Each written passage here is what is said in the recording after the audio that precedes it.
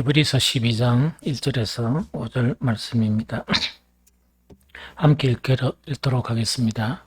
이러므로 우리에게 구름같이 둘러싼 허다한 정인들이 있으니 모든 무거운 것과 얽매이기 쉬운 죄를 벗어버리고 인내로서 우리 앞에 당한 경주를 하며 믿음의 주여 또 온전하게 하시는 이인 예수를 바라보자.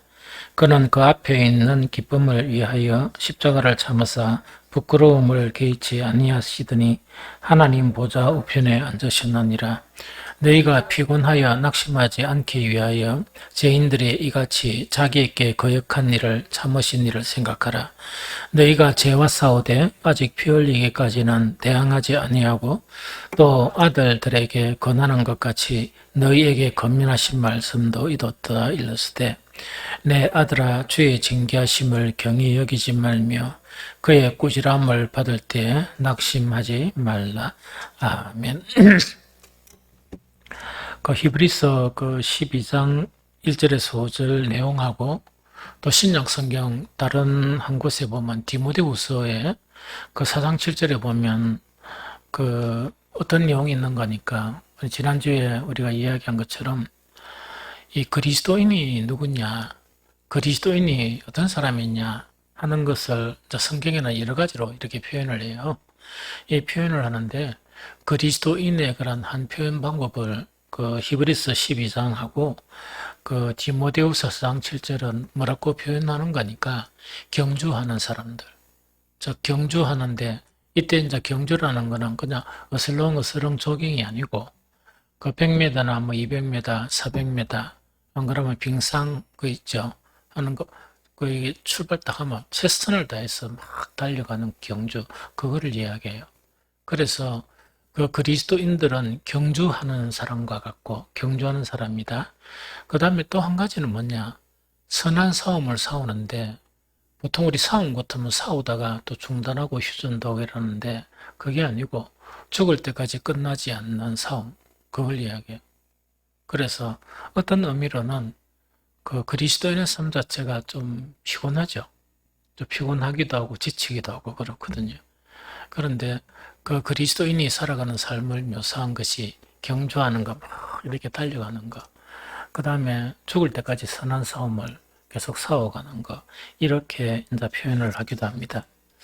그런데 경주를 하는 거나 싸움을 하는 것 자체가 이건 이렇구나 이래 하는데, 경주를 하는데 가장 중요한 거는 이 목표점, 이 목표에 분명히 달려가야 되는데, 나는 경주를 열심히 하는데 이렇게 목표 이래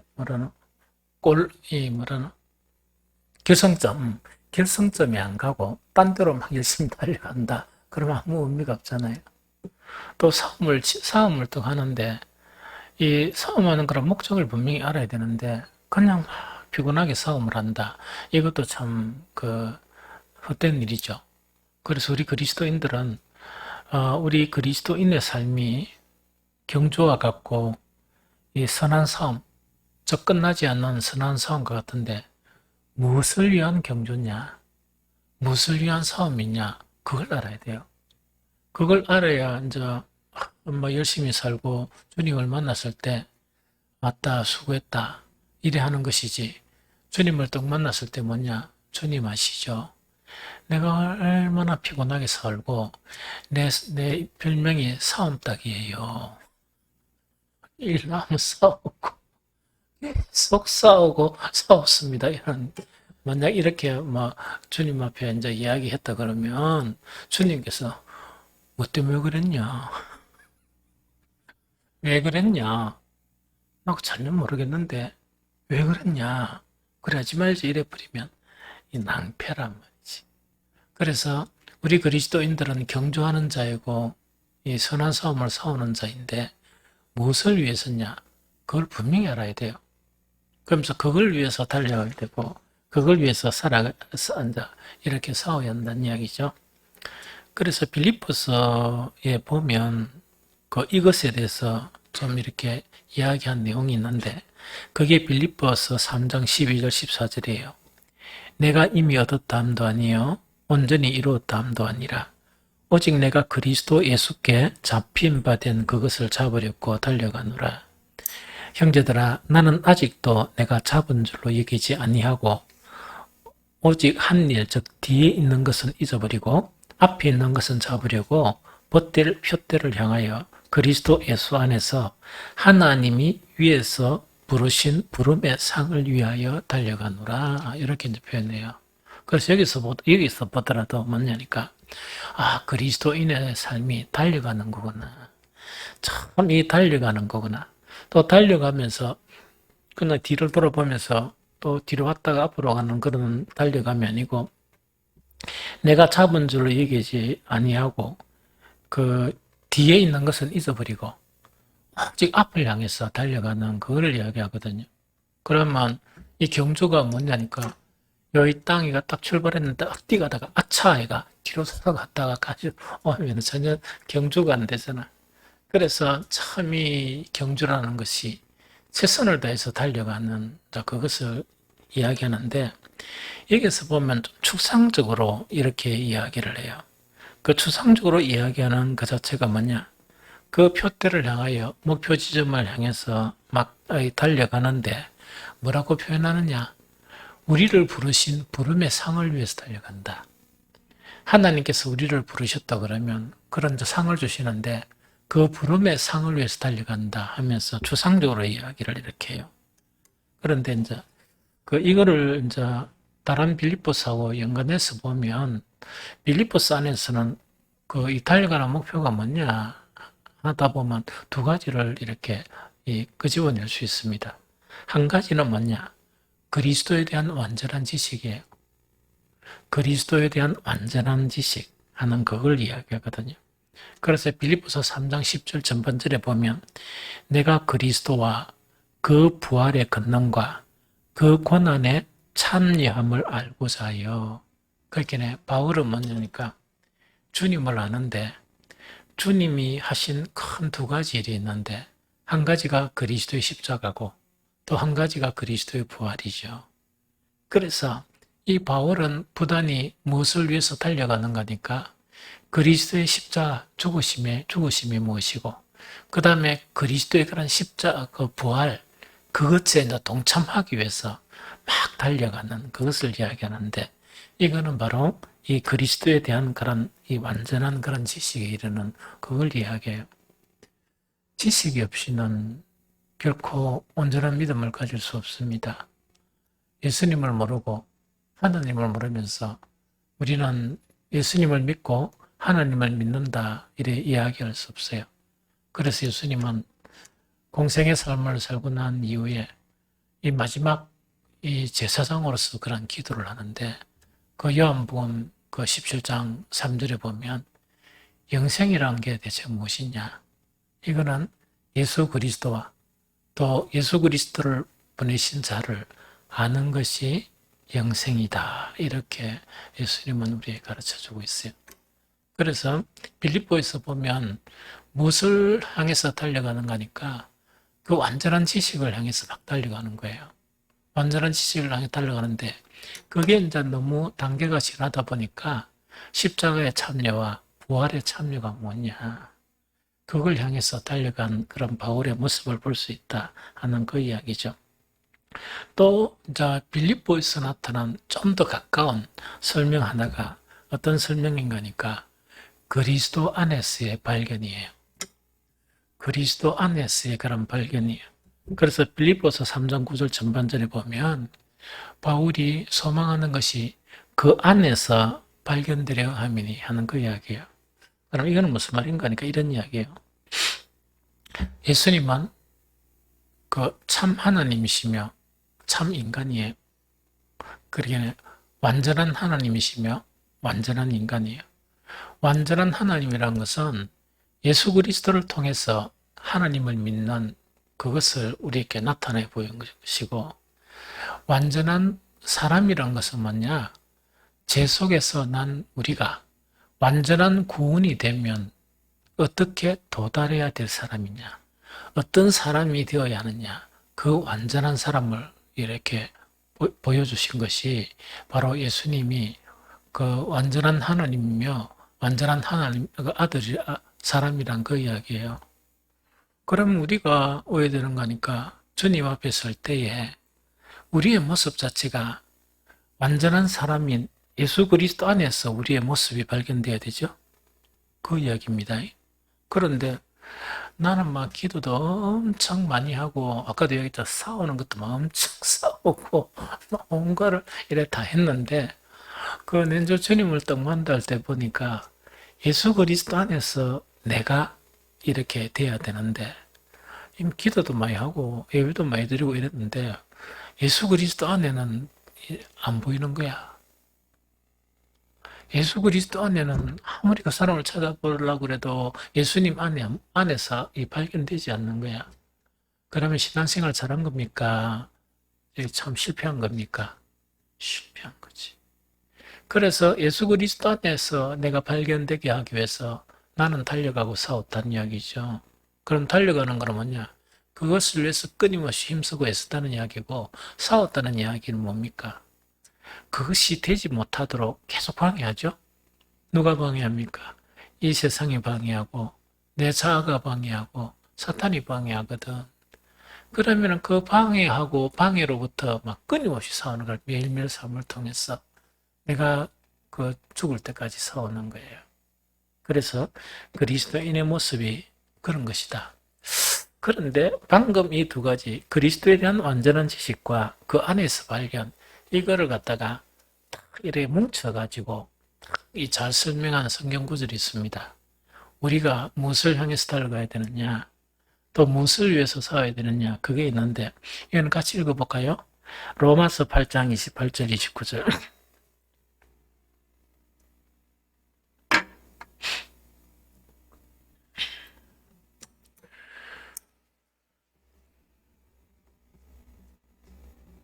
로마서 8장 28절 29절 다 같이 찾았습니까? 우리 함께 읽겠습니다. 우리가 알거니와 하나님을 사랑하는 자, 곧 그의 뜻대로 부르심을 입은 자들에게는 모든 것이 합력하여 선을 이루느니라. 하나님이 미리 아신 자들을 또한 그 아들의 형상을 본받게 하기 위하여 미리 정하셨으니 이는 고로 많은 형제 중에서 맏아들이 되게 하려 하심이니라 하는 이야기죠. 자, 이제 이게 조금 더 뚜렷하게 나오죠. 28절에 보니까 우리가 알거니와 하나님을 사랑하는 자, 곧 그의 뜻대로 부르심을 입은 자들, 우리가 그 사람이야. 내하고 여러분들이 주님의 뜻대로 부르심을 받은 자죠? 그러면은 주님의 뜻대로 부르심을 받았다는 것하고 아까제 뭐냐니까 그 주님께서 우리를 부르신 부름의 상을 위해서 쫓아간다 하는 거 있죠. 그것하고 유사합니까? 유사하지 않습니까? 거의 같은 내용이죠.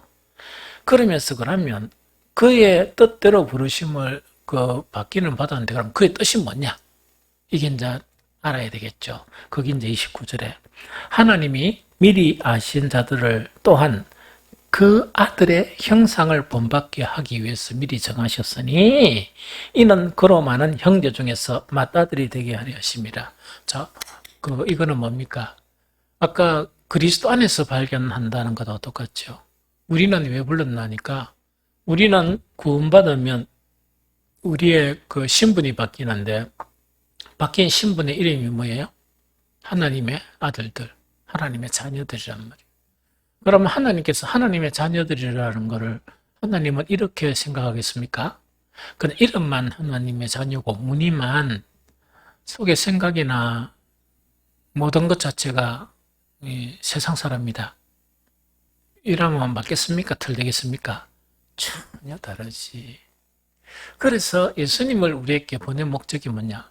맏아들이라는 것은 우리가 이제 구원을 통해서 하나님의 아들이 되는데 그 맏아들, 즉 우리가 되어야 될 아들의 그럼 이 형상, 모습이 누구에게 다 담겨 있다?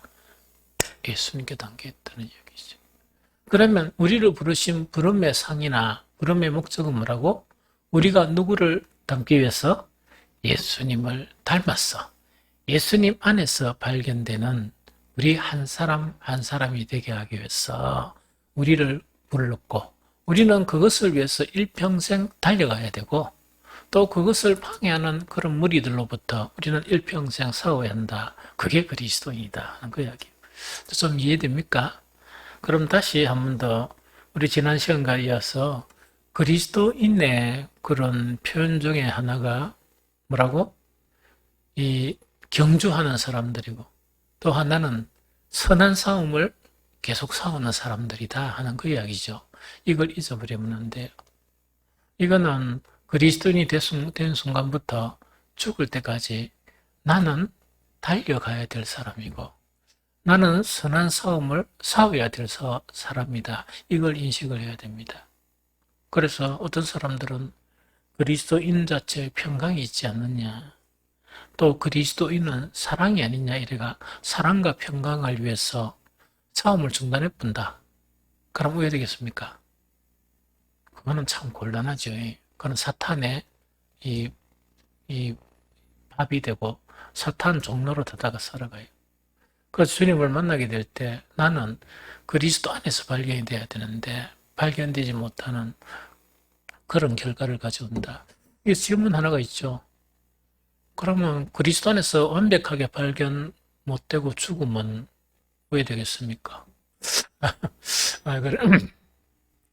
이거는 이제 두 번만 더 설명하면 한 100번 설명하죠.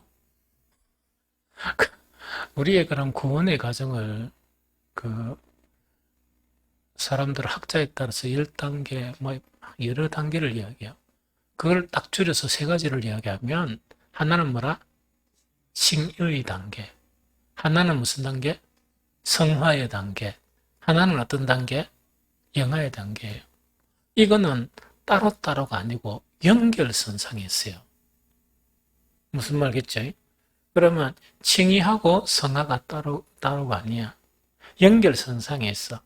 성화는 예수님의 100%의 모습을 향해 가는 과정이죠.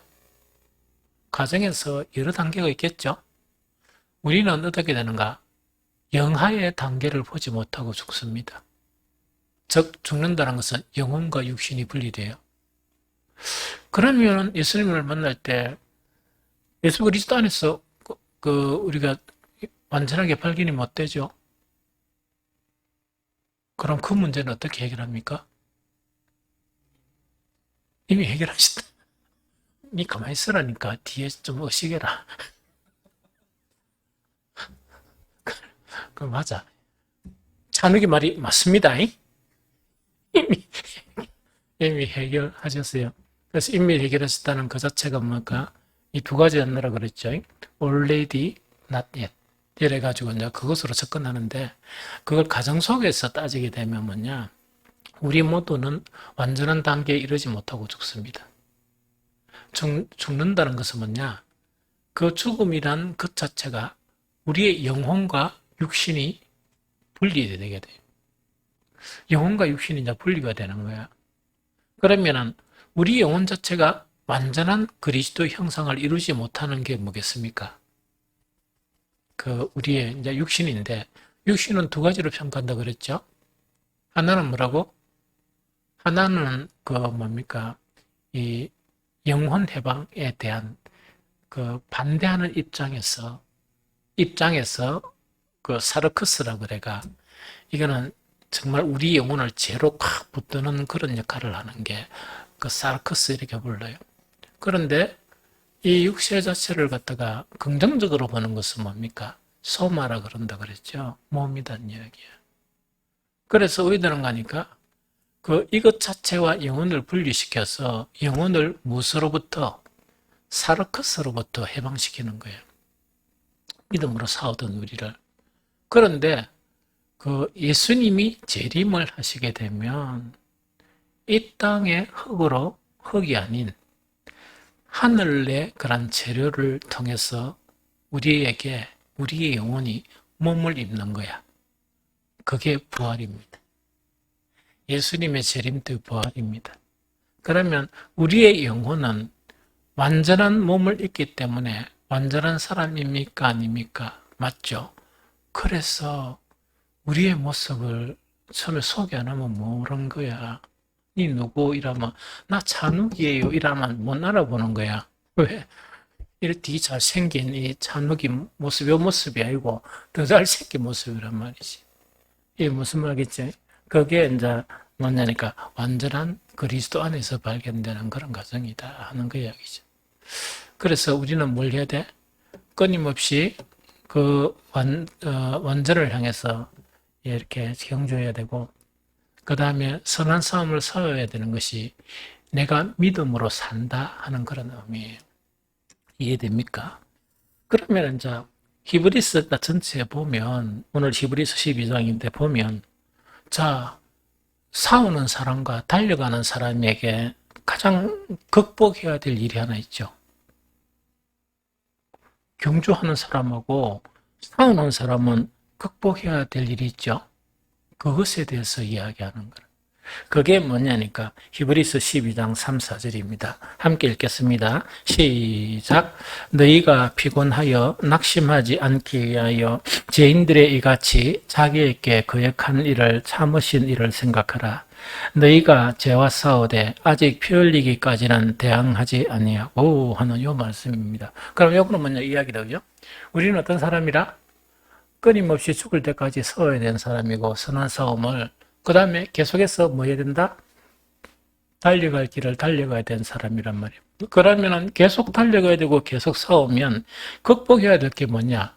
피곤이야. 피곤. 여러분들 뭐 경건의 생활을 하고 새벽 기도하고 막 일만 좀 있으면 무슨 피곤하죠.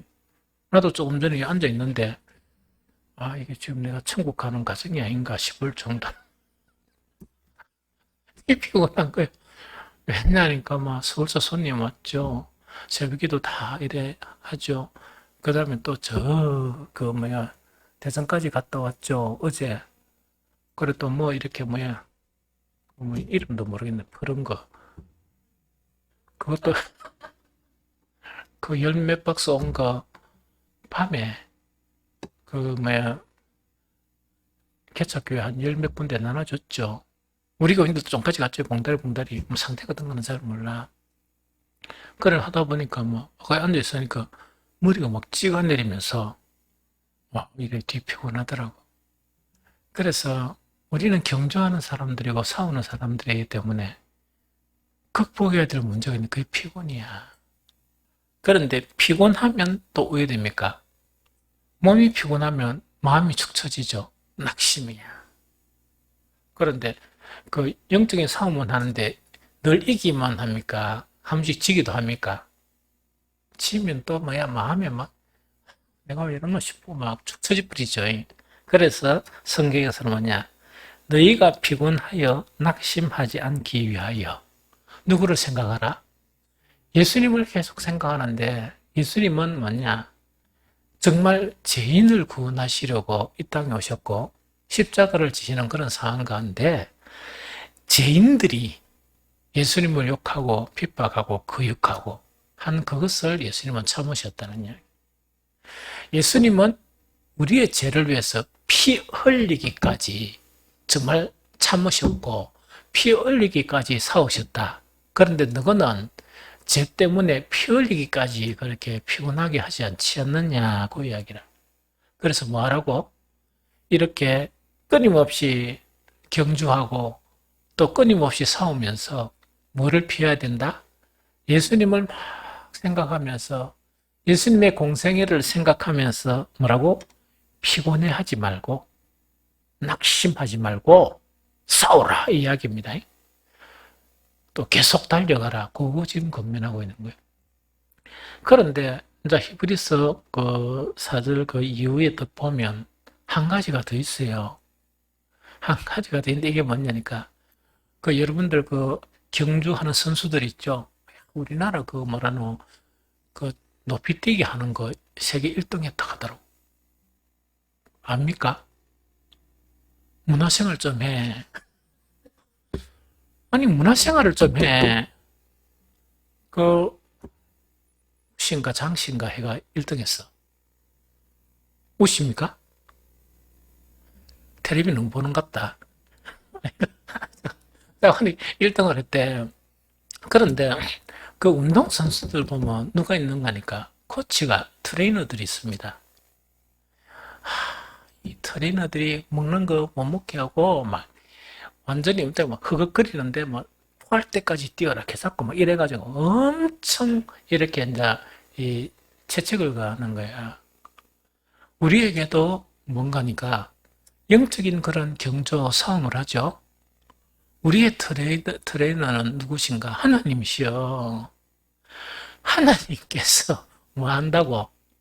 보이지 않는 채찍을 딱 가지고 우리가 삐딱하게 나가면 이 경주하는데 달려가야 될 텐데 잠깐만요 하고 뒤로 돌아가면 어떻게 되겠습니까? 그래 하는 거야. 예? 그런 일도 일어난다 하는 그거를 지금 우리한테 가르치는 거야. 그런데 그거를 갖다가 히브리스는 뭐라고 얘기하느냐. 근데 훈련 잘하고 잘 달려가고 이러면 되는데 뭐 싸움 좀 하다가 완전 자존심 좀 상했다 이거 아이고 안 할란다 이거 처지가 있다 이러면 어디 있습니까?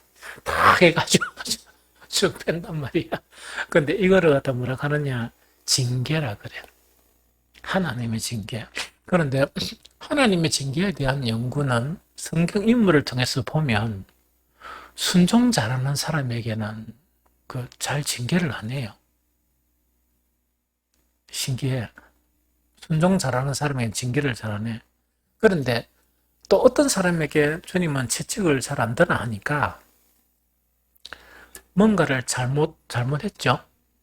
잘못 딱 하면 사람들은 잘못 안 한 척 하잖아. 안 그래요? 잘못 안 한 척하고 딱 이렇게 잘못 안 한 척 하는데 딱 잘못을 하면 지가 더 괴롭어하는 거라.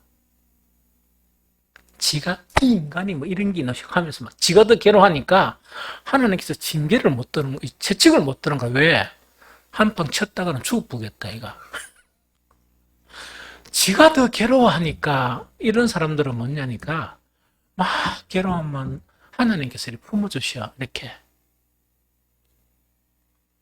근데 이거를 내가 왜 잘하는 줄 압니까? 경험해봤거든. 이런 경험은 별로 뭐 하는 게 안 좋아. 지금 막 이렇게 괴로워하다 보면 하나님께서 징계를 지는 게 채찍을 안 들어요. 그렇긴 보편적으로 보면 그렇다는 거입니다. 특수한 부분도 있지만 그러나 경주와 영적인 싸움을 할 때 그 싸움에 이기게 하기 위해서 또 경주를 원활하게 하기 위해서 하나님은 채찍을 주는데 그걸 징계라고 한다는 이야기죠. 그래서 하나님의 징계를 뭐하지 말라? 가볍게 여기지 말고 절대로 징계를 받으면 또 뭐하지 말라? 낙심하면 안 된다. 내가 이래 맞았네. 낙심하면 안 된다네. 하나님의 징계를 가볍게 여기지 말고 절대로 낙심도 하지 말라 하는 그거를 이야기합니다. 그러면서 두 가지를 이야기하는데 첫 번째로 징계의 이유가 뭐냐? 그걸 설명해요. 그거는 우리가 누구이기 때문에 참 아들이기 때문에 무슨 말이지? 그래서 이걸 아까 그걸 왜 설명했는가 하니까 징계를 받으면 참 하나님 아들이라는 증거란 말이야. 그럼 우리 중에 누군가가 뭐냐니까 나는 징계다운 징계를 별로 안 받아봤다. 응? 하나님의 채찍을 안 맞아봤다 이러면 나는 하나님의 참 아들이 아닌가 하는 의심이 생기겠지. 그래서 이야기를 해주는 거예요. 순종 잘한다는 거는 최선을 다해서 달려가고 있는데 싸우고 있는데 하나님 이놈 자식 하면서 패겠습니까? 안 패겠습니까? 안 패. 그 다음에 뭔가 좀 이렇게 사람들에게 허물있고 실수가 있었는데 하나님 보시기에도 딱 이 마음이 좀 안 좋으신 거야. 그럼 징계를 딱 이 채찍을 들락 하는데 지가 괴로워가 더 힘들어하는 거야. 그럴 경우에 징계로 치겠습니까? 안 그러면 하나님께서 품어주겠어요. 그래서 그런 경험이 없다 해서 하나님의 아들이 아닌 것이 아니다. 순종을 잘하고 그 다음에 정말 회개를 이렇게 철저히 하는 그런 사람에게는 또 이런 징계가 없을 수도 있다는 전제를 이야기하는 거예요. 알겠죠? 그래서 징계의 이유는 참 아들이기 때문에 그렇다. 이는 성경 읽기만 읽으면 돼요. 히브리서 12장 5절 8절 시작. 또 아들들에게 권하는 것 같이 너희에게 권면하신 말씀도 잊었도다 일렀으되 내 아들아 주의 징계하심을 경히 여기지 말며 그에게 꾸지람을 받을 때 낙심하지 말라. 주께서 그 사랑하시는 자를 징계하시고 그가 받아들이시는 아들마다 채찍질 하심이라 하였으니 너희가 참음은 징계를 받기 위함이요 하나님이 아들과 같이 너희를 대우하시냐니 어찌 아버지가 징계하지 않는 아들이 있으리요 징계를 다 받는 것이거늘 너희에게 없으면 사생자요 친아들이 아니니라. 그래서 징계의 목적을 이야기하죠. 징계의 목적은 하나님의 사랑하는 아들들이기 때문에 징계하신다. 그래서 징계를 경히 가볍게 여기지도 말고 징계를 받을 때 뭐도 하지 말라? 낙심도 절대로 하지 말라. 그 다음에 두 번째로 뭐냐? 징계의 목적은 두 가지다. 이걸 이야기하는 거예요. 징계의 목적은 두 가지다. 히브리서 12장 10절 11절 같이 읽어봅니다. 히브리서 12장 10절 11절 시작. 그들은 잠시 자기의 뜻대로 우리를 징계하였거니와 오직 하나님은 우리의 유익을 위하여 그의 거룩하심에 참여하게 하시느니라. 무릇 징계가 당시에는 즐거워 보이지 않고 슬퍼 보이나 후에 그로 말미암아 연단을 받은 자들은 의와 평강의 열매를 맺느니라. 여기서 징계의 목적이 두 가지예요. 그들은 잠시 자기의 뜻대로 우리를 징계하였거니와 이거는 우리 육신의 아버지를 이야기해요. 육신의 아버지도 자식한테 징계하죠. 그런데 그것은 뭡니까? 그 아버지 뜻대로 한단 말이야. 그런데 우리 하나님은 어떠냐? 우리의 유익을 위해서 징계하시는데 뭐라고? 하나님의 거룩하심에 참여시키기 위해서. 우리를 거룩하게 만들기 위해서. 알겠죠? 그 다음에 두 번째로 뭐냐? 징계받을 때는 너무나 힘들어도 그 다음에 징계가 목적이 뭐냐? 우리를 연단하는 거다. 연단이라는 거 삐쭉삐쭉한 그런 성품인데 이걸 싹 다듬어 가지고 어떤 열매를 맺게 한다? 의와 평강의 열매를 얻게 하기 위해서 징계하신다 하는 그 이야기입니다. 그런데 거룩과 의와 평강의 열매가 징계를 통해서만 되는 게 아니고 기도와 말씀의 순종을 통해서 거룩해지고 의와 평강의 열매도 맺어요. 이해 알겠죠? 그래서 이것을 위해서 한다는 그 이야기입니다. 그 다음에 마지막 한 가지만 딱 하면 히브리서 12장에 13절까지는 거의 다 이해를 합니다. 이게 뭐냐니까 계속 경주를 해야 되죠. 그 다음에 계속 영적인 싸움을 싸우기 위해서는 뭐 해야 되느냐? 뭐 해야 되느냐? 그걸 이제 권면하는 거라, 히브리서 기자가.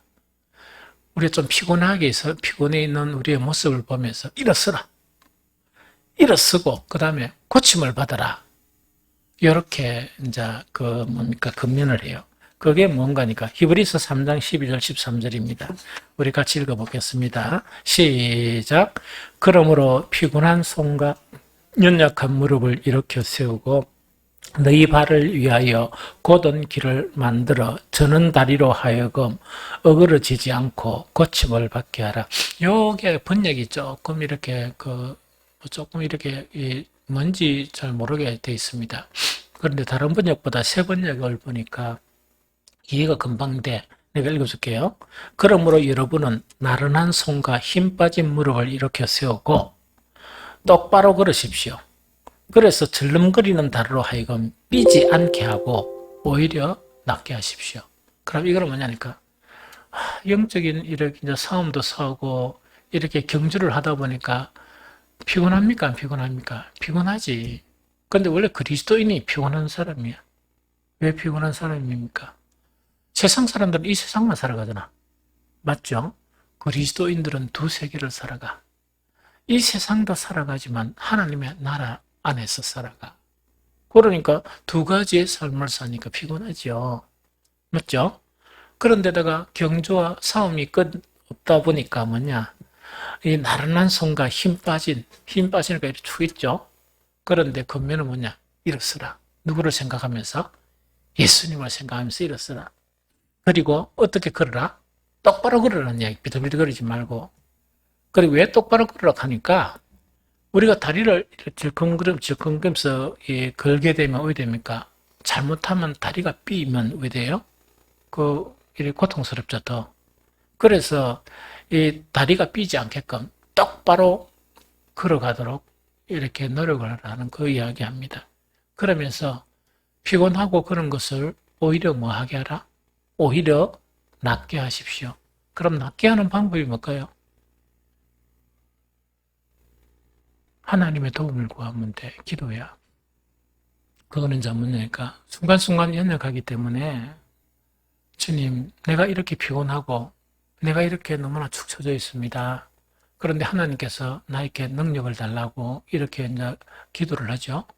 기도를 하면 그 그리스도인들은 뭐냐, 순간순간 그런 기도의 응답을 이렇게 얻어야 돼요. 그 덕가리 하겠지만 늘 그런 건 아니지만 어느 데는 수요 금요 기도에 엄청 피곤하거든요. 피곤해서 몸이 막 머리가 띵하 이거 죽는 건가 이런 생각이 들어. 그런데 막 이렇게 자 주님의 도움을 구하고 이 예배 인도만 다 끝나면 거짓말처럼 없어져 버려. 그러니까 참 신기하죠. 아니 이런 경험들을 너무너무 많이 하는 거예요. 너무너무 경험을 이래 많이 해요. 참 신기해요. 어떤 데는 새벽 기도의 시간도 물에 띵 해가 이렇게 막 이렇게 힘든데 이상하게 말씀만 탁 전하고 이렇게 주님 가르친 기도를 딱 하고 나면 왜 내가 좀 아파야 되는데 그 다음에 그 새벽 기도 나올 때는 예배만 인도하고 가서 누울 거다 이랬거든요. 누울라 하니까 안 피곤한데 왜 누워? 그러니까 이런 자 경험들이 계속 이렇게 되는 거예요. 그래서 우리가 피곤한 싸움과 이런 경주를 하는데 우리를 도우시는 분은 누구시라고? 주님이고 주님의 도움을 구하게 되면 신기하고 놀라운 방법으로 우리를 회복시켜 주세요. 또 그런 것이 체험이 되면 뭐가 하나님에 대한 인식이 달라진다 그랬죠. 달라지면서 믿음이 더욱더 강해져 갑니다.